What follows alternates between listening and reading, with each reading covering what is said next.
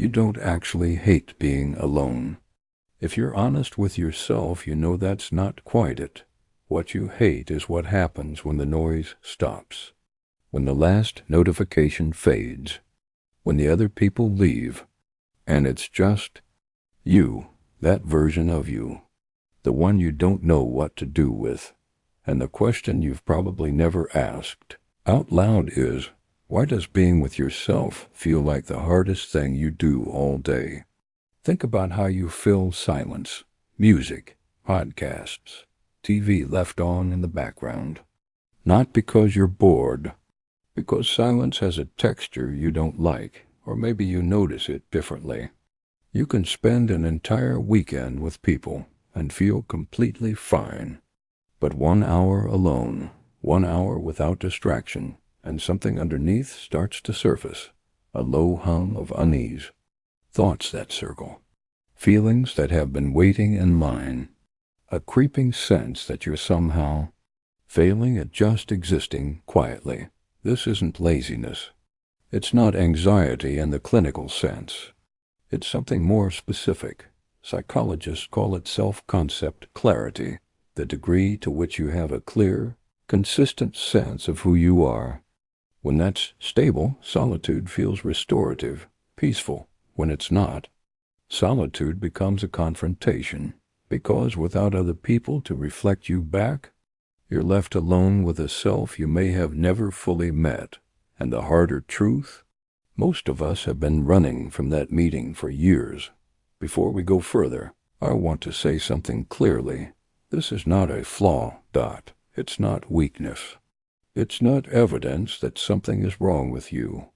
It is evidence that something happened to you and your mind adapted.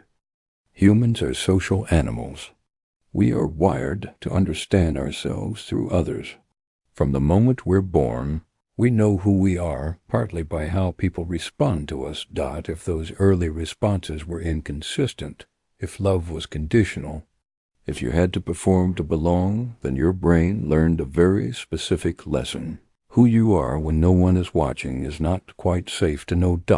So you kept moving, kept filling space, kept performing, not out of weakness, out of intelligence. Your nervous system found a way to protect you from an internal world it had learned to distrust. The discomfort of solitude isn't a problem you failed to solve. It's a solution that's outlived its original problem. Here's what's actually happening in the brain.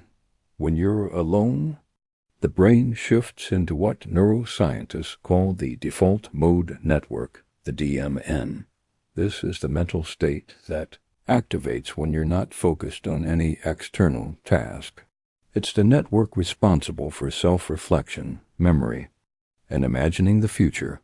For people with stable self-concept, this network produces something almost pleasant, a quiet internal conversation.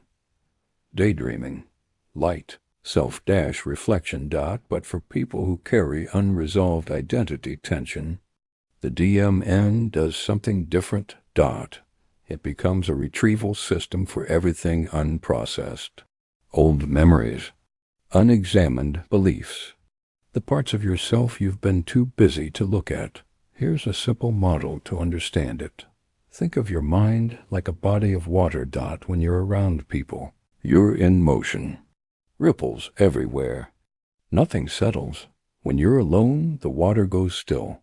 And in still water, you can see the bottom. If the bottom is full of sediment, unresolved questions about who you are, old pain that was never processed, stillness, doesn't feel peaceful. It feels murky, uncomfortable, like something you need to escape. The noise isn't filling. Silence. It's keeping the water moving so you never have to see what's sitting at the bottom. So how do you actually change this? Not with forced journaling, not with 30-day challenges, with something more gradual and more honest. Step 1. Close the gap between performed self and private self. Most of us run two versions of ourselves. The version for others, polished, capable, consistent. And the private one, uncertain, Contradictory, still figuring things out. Psychological research on authenticity shows that the larger this gap, the more exhausting and disorienting life becomes. The exercise isn't to eliminate the gap overnight, it's just to notice it. Ask yourself once a day, who was I performing for today, and what was I protecting?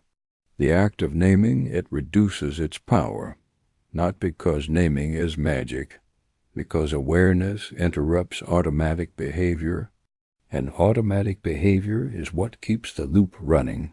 Step 2. Practice graduated solitude. Don't start with 2 hours of silence. Start with 10 minutes. Sit with no input. No phone, no music. Just you. When discomfort rises. And it will. Don't escape it. Get curious about it. What specifically feels uncomfortable? A thought? A memory? A particular feeling you can't quite name? Exposure therapy works on a simple principle. The nervous system habituates to what it's repeatedly exposed to without catastrophe. Discomfort in solitude loses its charge when the brain learns that solitude is safe. But it can only learn that if you stay long enough to find out. Step 3. Rebuild identity from the inside out. Ask yourself the questions most people outsource to other people. Not what do I want people to think of me, but what do I actually value? Not what would they do, but what feels true to me. Identity development theory tells us that a stable sense of self requires exploration, followed by commitment. Most people skip exploration entirely. They adopt an identity handed to them by their family, their culture, their earliest relationships. Solitude is actually the primary space where genuine exploration can happen, but only once it stops being a threat. Step 4. Let the sediment settle. Don't stir it. One of the most counterproductive things people do in solitude is try to immediately solve everything that comes up. A feeling surfaces. They analyze it. Build a theory about it. Try to fix it. Get overwhelmed. Reach for the phone. The brain doesn't process emotions through analysis. It processes them through felt experience, meaning sometimes the right move is just to let a feeling be present without doing anything about it. In neuroscience, this is called effect labeling. Simply naming what you're feeling without judgment reduces amygdala activation. You're not solving it. You're metabolizing it, slowly, repeatedly, until eventually it has less charge. Think of your relationship with yourself like any relationship. You wouldn't expect to feel comfortable with someone you've spent years avoiding. You wouldn't trust someone you've only ever seen through other people's eyes. You wouldn't feel at ease with someone you've been performing for, rather than actually showing up for.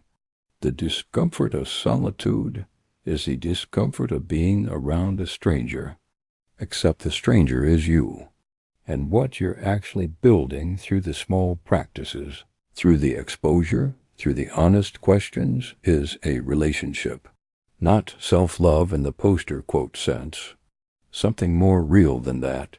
Self-familiarity, self-trust, the quiet knowing that comes from having actually spent time with yourself without needing to perform, fix, or escape.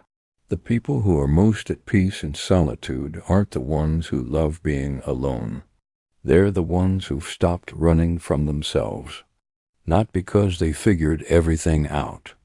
Not because they solved every contradiction in their personality, but because somewhere along the way they decided to stay, to sit in the quiet without immediately needing to fill it, to let the water go still and look at what was at the bottom, and to realize whatever was down there was never as dangerous as the running. That's where this ends. But if it resonated, if some part of this felt uncomfortably familiar, then you already know where to begin.